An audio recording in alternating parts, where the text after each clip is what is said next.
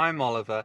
In this video I'm going to review these two speed camera detectors, the Saphe Drive Pro and the Road Angel Pure. Now I'm going to be driving these and I'm going to give you a direct comparison between them in a little bit, so please keep watching and I'll tell you which one I think is the best of the two.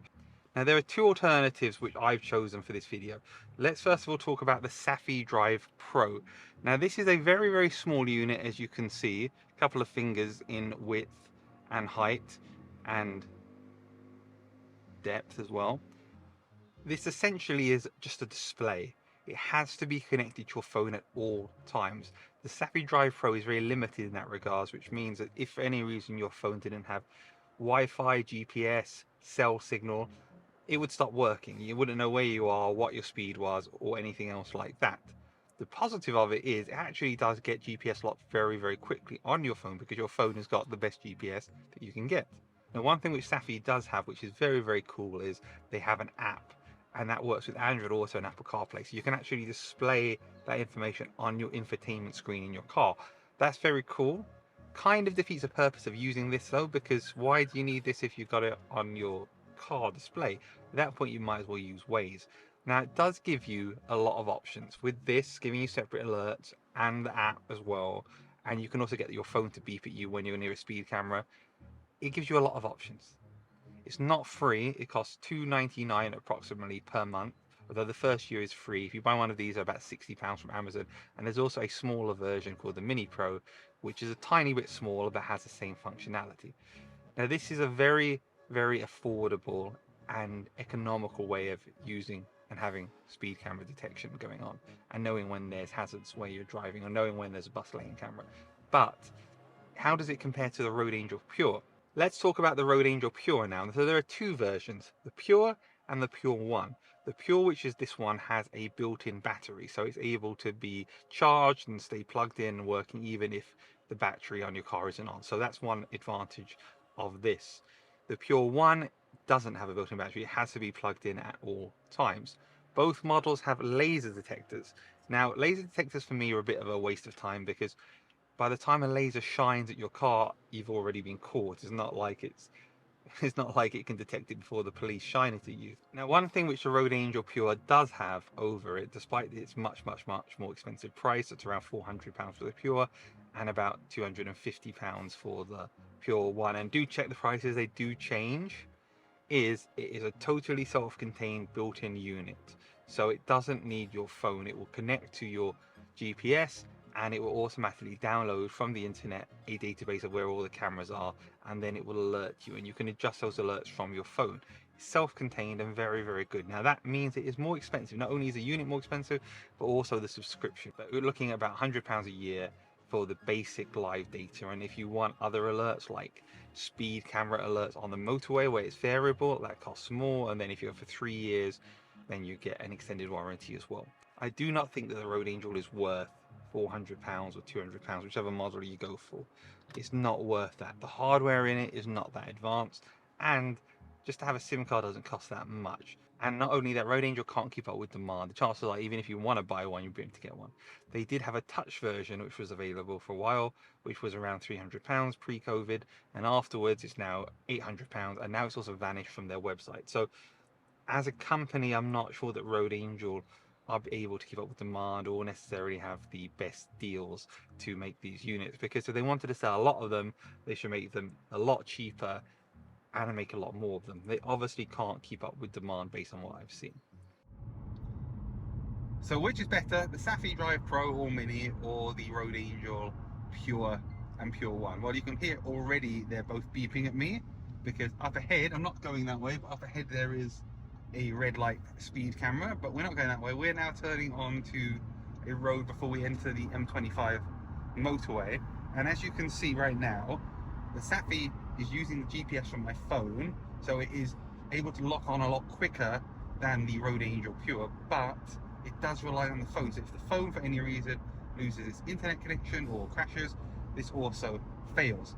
You'll also note that we have an app in front of us here on Android Auto and Apple CarPlay, so you can actually use that. Now, I don't really understand the point here of having a separate little unit here when you can have it as an app, but if you're using Google Maps, then you can't use that at the same time. It will only work with your little device down here. Now the other thing you can do too is you have it so the phone also beeps at you when you get close to a speed camera, but that was a bit too annoying for me. So you can see here it's now telling me average speed cameras ahead. So they both agree with each other. Now I have these in the setting. I have the Road Angel in a setting where it gives you all notifications. There are also two other settings. There's a setting which lets you mute it unless you're going too fast. So unless you're speeding, it won't beep at you. And then there's another setting which just mutes all the notifications if you don't want to be disturbed by any beeping, because you do get a lot of beeping. You can obviously turn on and off which notifications you want in the app. So I'm now being told 14 miles an hour average speed limit. Now, one feature which the Road Angel has, which the Saphe doesn't have, is the ability to pick up on the speed changes on the motorway system.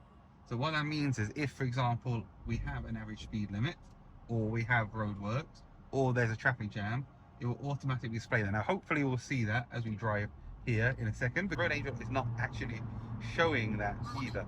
So it's giving me a general variable notification. So where it knows there is a speed camera, but it doesn't know how fast the speed limit is, then it will give me a variable notification, tell me, hey, watch out, be careful. Now you do have to pay for these speed alerts on the motorway when the cameras change. And if I go click through here, we've got different modes. My hands are blocked in here. So I do have a free trial here of the motorway system. But you see that same variable now. Let's see what happens as we approach the second speed camera here, which is also 40. So I'm now going at, as you can see, 42 miles an hour, which technically is 2 miles an hour with the speed limit. And they're both warning me. Now again, different. This is actually warning me that there's a speed camera here, but actually in hindsight it's not telling me what the speed limit is. It's just telling me that there is a camera. So it's not connected to the network. But there are the two buttons here on either side which let you send alerts and updates to the Saphe network, the community, for a hazard or for a speed camera. And you can choose which speed camera it is as well. So look, I've lost a connection there. I don't know what happened there. It lost a connection, it lost a Bluetooth. That's interesting. Don't know why. But it lost it. And so now that's not working. That's exactly my point. Now remember, the Road Angel Pure I have has a built-in battery, so even if it wasn't plugged in, which it is now, it still has a battery charge here, and you can see it's got a full battery, which will last for a couple of hours based on my experiences, although I haven't tested the battery capacity totally. Now again, we'll talk about the reasons why you'd want a speed camera detector, and that's because of situations like this. You're minding your own business, you might even be going below 70 miles an hour, and all of a sudden one of the overhead gantries changes, and you're now stuck at 60 miles an hour and you got a speeding ticket. You weren't being a fast driver, you weren't being a dangerous driver, you didn't notice that change in speed. So you can see here the Saphe now is saying, hey, speed limit is 70, even though it's not connected to a network. And now you can see the Road Angel is actually showing 40. So it's now updated. What was the reason for the lag? I have noticed that with the Road Angel, there is a bit of a lag. There's a lag to get the GPS, and there's also a lag for it to actually update with the live speeds. Here is another example. You can see the Road Angel is saying, hey, the average speed limit is 50 because you got the 3 little cameras there, and it's showing me my average speed. So I've been going at 29 miles an hour because I'm stuck in a traffic jam, even though the average speed limit is 50. So I could go up to 50 miles an hour for this section of roadworks. And it's reflecting that in live time with what's going on here. These are roadworks, so they're not got a dark outline which suggests a live update. Road Angel have figured out that there's 50 mile an hour roadworks down here, so they just changed the speed limit to that with average speed limits. But it's very handy. With the Saphe, it doesn't know that. It doesn't know that there's an average speed limit here. It doesn't know that the speed limit is now 50, and the speed I'm going is not going to beep at me or announce anything to me. So that is a disadvantage here. Now, of course, if I'm going along at 70 miles an hour and I drift over, then it will warn me. But if I was going at 60, I could drive through the entire of this roadwork section at 60 miles an hour. I wasn't paying attention to the road signs, and I would have no idea that I was going fast until I reached the end. So this is one benefit of the Road Angel, definitely, that it was giving me those updates which are a bit more live and a bit more active. Now I could report this, and indeed if I hit the speed camera alert button here, or the notification button, I can say, hey, there's a speed camera here. However, it's not letting me select the speed of the speed camera. We're coming up now to the end of the speed limit, the average speed limit. We're going back to national speed limit. So you can see this still thinks speed limit 70, so because I'm way under, it's not notifying me. In a second, my car, which has got adaptive cruise control, will see the speed changes by reading the road signs, and it will increase to 70 automatically. So I don't even need to do anything, so I'm using the adaptive cruise control now. I'm speeding up 70 very slowly because I'm driving in efficiency mode, but it will speed up to 70. And as you can see, the road angel now is cleared and it says 70. Saphe still says 70. Nothing's changed that. You can see quite clearly that both the Saphe and the road angel are both showing me the speeds here. They're both saying the speed limit is 40 and they're both showing different speeds. Now remember, the Saphe is using my phone for its GPS location. It's not actually using GPS from the device itself. Perhaps it's more accurate. It depends on where the phone is and how good the view is out of your windows, I guess, depending on the GPS signal. That affects also the road angel. The road angel runs totally separately from everything else. You can see there is a bit of a discrepancy for the speed limit. For the purposes of this exercise, my car says I'm going at 32 now. So again, great example of this. It knew there was a safety camera van potentially in this area and it warned me, but there's also an actual fixed safety camera coming up. The camera alerts are very directional, so you have the camera facing one way or the other way. Now if the camera is always facing the same direction, then if you're going the opposite direction, it won't give you an alert. However, some cameras, they can be flipped around, they can do both sides. In that case, it will alert you for both of them. The camera we just went past can be turned around in both directions, so it's giving me alerts whichever direction I'm facing, but it is telling me what is going on. And that is how the road angel system and the Saphe system works inside a town. Now let me show you what happens when you just go a bit over the speed limit. I am right now going at 42 miles an hour. The Saphe says 40 and that says 40, and now I've slowed down a tiny bit. If I put the cruise control on so it stays at the same speed, 43, so this is more accurate right now thanks to, I guess, the phone GPS location than this is. But remember, we do have a bit of margin of error with the speed cameras when you're coming along. So these areas, 46 now, again, pretty accurate. So that's what it looks like when you're going above here. The Saphe's telling me we're going to go to 30 in a minute. That's an interesting feature which Road Angel doesn't have. Road Angel would just change to say 30 in a second. So let's watch it change in a minute.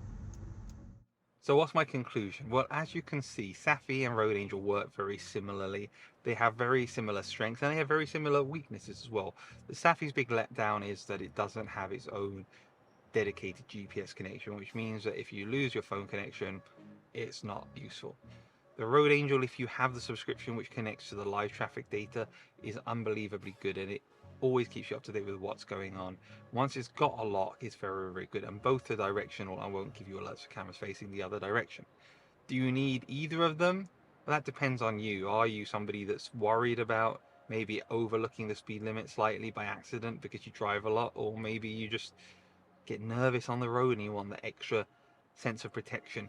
Whatever the reason for it is, if you had to choose one, I would choose Road Angel, but that doesn't change the fact that I think Road Angel is way, way, way too expensive, and they could really do with sorting that out. I have a free ebook on in-car technology available on my YouTube channel, so please click on that, download it, and enjoy it. And don't forget to subscribe and give this video a like if you have enjoyed it. And if you have any questions about either Road Angel or Saphe, let me know down below. Thank you very much.